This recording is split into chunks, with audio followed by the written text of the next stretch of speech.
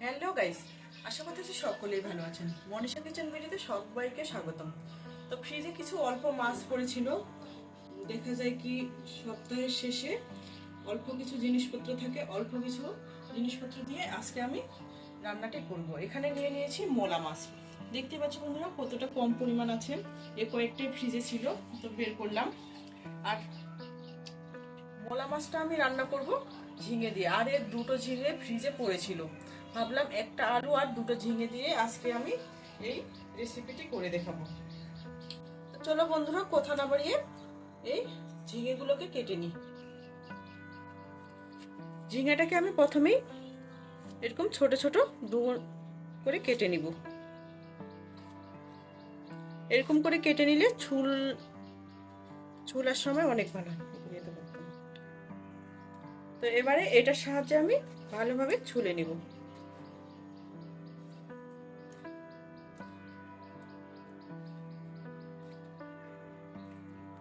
এটার সাহায্যে আমি এভাবে ছুলে নিব। এটা বাড়িতে থাকলে কিন্তু অনেক সুবিধা আছে, যে কোনো সবজি ছুলে নেওয়া যায় ভালোভাবে।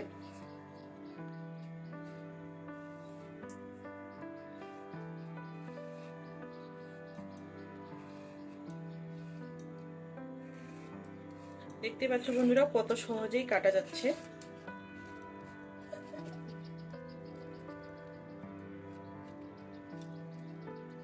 আলুটাও ছিলে নেওয়া, ভালোভাবে কেটে নিব।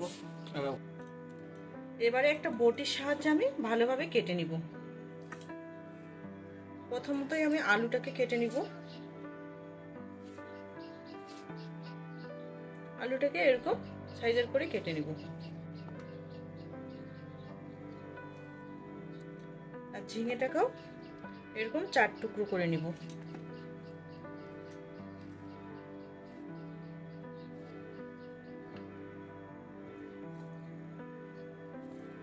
বন্ধুরা, আমরা ছোট্ট পরিবারে 3 জন থাকি, আর গ্রামের বাড়িতে সবাই আছে।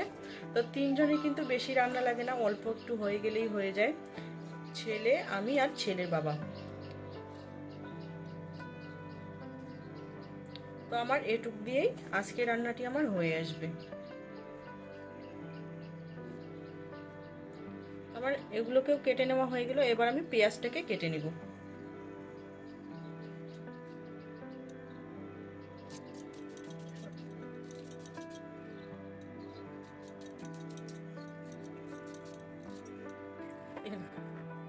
আমি রসুনটাকেও ছিলিয়ে নিলাম।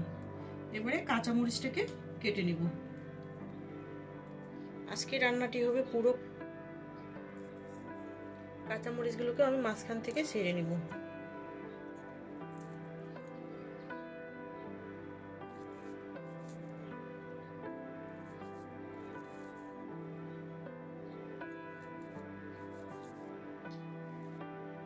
এবারে আমি সব উপকরণগুলো ভালোভাবে ধুয়ে নিব।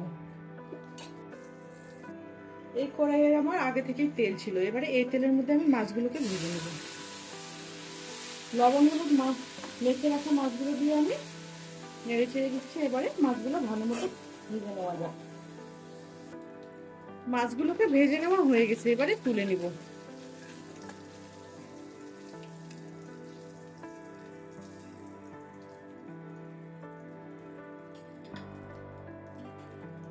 এবারে এই তেলের মধ্যে দিয়ে দিব দুটো তেজপাতা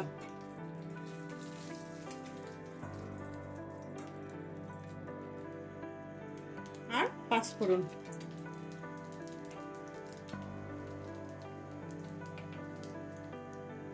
কেটে রাখা আলুগুলো দিয়ে দিব। আলুটাকে আমি প্রায় মিনিট খানেকের মতো ভেজে নিব।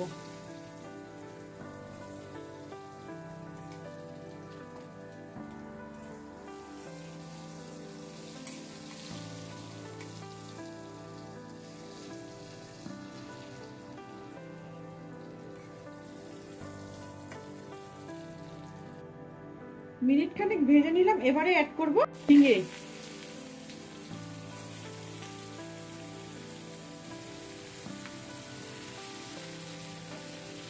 ঝিঙেটাকে দেওয়ার পর এভাবে ভেজে নিব।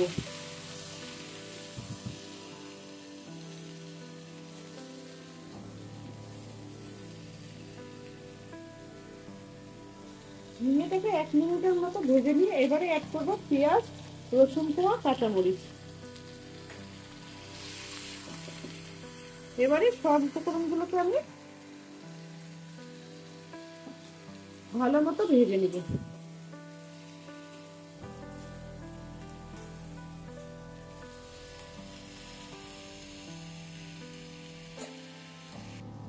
এবারে অ্যাড করে দিব লবণ,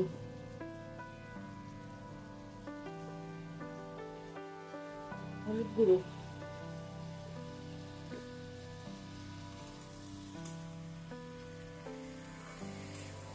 লবণ হলুদ দেওয়ার পর আবারও আমি ভেজে নিব কিছুক্ষণ।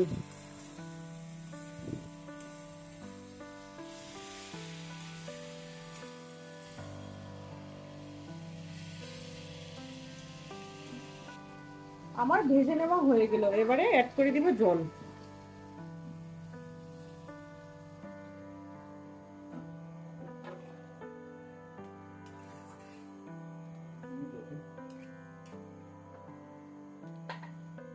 জলটা দেওয়ার পর ভালোভাবে নেড়ে দিব। এবারে অপেক্ষা করব ঝোলটা ফুটিয়ে আসা পর্যন্ত। ঝোলটা ফুটিয়ে উঠেছে, এভাবেই রান্না করব। কিছুক্ষণ পর ফিরে এসে আমি ভেজে রাখা মাছগুলো দিয়ে দিব। মাছগুলো দেওয়ার পর আমি দিয়ে দিব গরম মশলা গুঁড়ো, এতে একটা রান্নার আলাদা ফ্লেভার নিয়ে আসে। ভালোভাবে নেড়ে চেড়ে আমি 1 মিনিটের মতো জাল করে নেব। তারপর চুলা রাসটা একেবারের জন্য বন্ধ করে দিব। তো বন্ধুরা, আমার রেসিপিটি কেমন লেগেছে তা কমেন্ট করে জানাতে ভুলবে না। আর আপনি যদি আমার চ্যানেলে নতুন করে থাকেন, প্লিজ একটা লাইক দিবেন এবং চ্যানেলটিকে সাবস্ক্রাইব করে পাশে থাকা বেল আইকনটি প্রেস করে দিবেন। এতে আমার ভিডিও ছাড়া মাত্র আপনার কাছে নোটিফিকেশন সবার আগে পৌঁছে যাবে। তো এবারে আমি পরিবেশন করে নিব একটা বাটির মধ্যে। তো বন্ধুরা, দেখতে পাচ্ছ তরকারিটার কালারটা একেবারে সবুজ সবুজ আছে। আর এটা দেখতে যেমনই হোক না কেন, খেতে খুবই ভালো লাগে। তো বন্ধুরা, আজকের রেসিপিটি আমার এ পর্যন্তই। দেখা হবে অন্য কোনো রেসিপি নিয়ে। ততক্ষণে ভালো থাকবেন, সুস্থ থাকবেন। Thank you for watching my video.